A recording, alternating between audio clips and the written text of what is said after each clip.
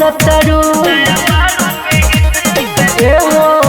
बोलो बोलो ए धन कहे डरतरू नया बारू एही से ऐसे करतरू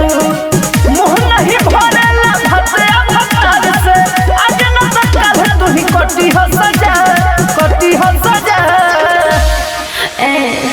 एक गो औरी पहले डली हो राजा एक गो औरी पहले डली हो राजा दर्द होई त म भले के मली हो राजा एक गो औरी पहले डली हो राजा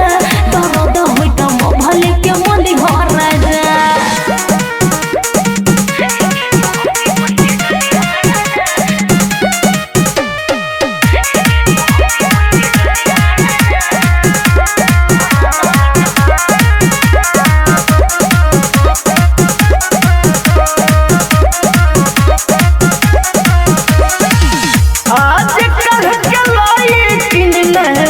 पूछली समेनी कोके अवतारी तुम्हारे में टरेनी सुना हम तो अपना पापा जी के पगड़ी रखनी साँच के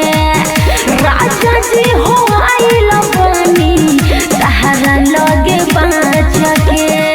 आज भक्ति तो फिर लगब खोजे लगे भेटाई तोहरो मजा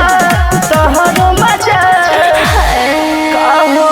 एक गो अंगरी पहले डली हो राजा एक गो अंगरी पहले डली हो राजा दर्द होई त म भले के मली हो राजा एक गो अंगरी पहले डली हो राजा दर्द होई त म भले के मली हो राजा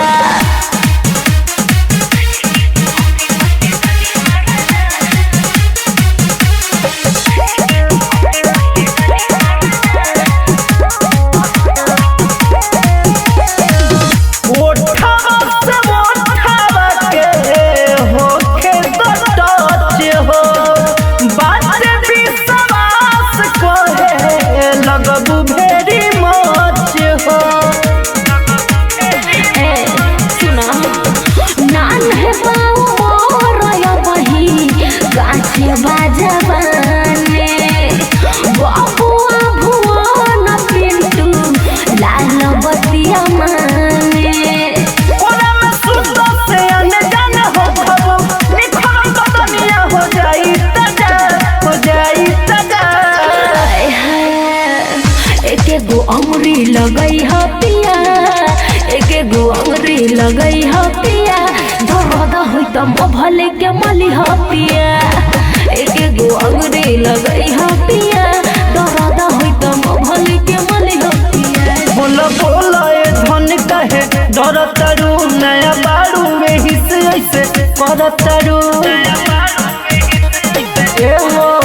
बोलो बोलो ए धन कहे डरतरू नया बारू एही से ऐसे करतरू मुँह नहीं भरेला भतिया भतार से आज न तो कल तू ही कटी हो सजा एक गो औरी पहले डली हो राजा एक गो औरी पहले डली हो राजा दर्द होई त म भले के मली हो राजा एक गो औरी पहले डली हो राजा दर्द होई त म भले के मली हो राजा माँ अम्बे रिकॉर्डिंग स्टूडियो आमी।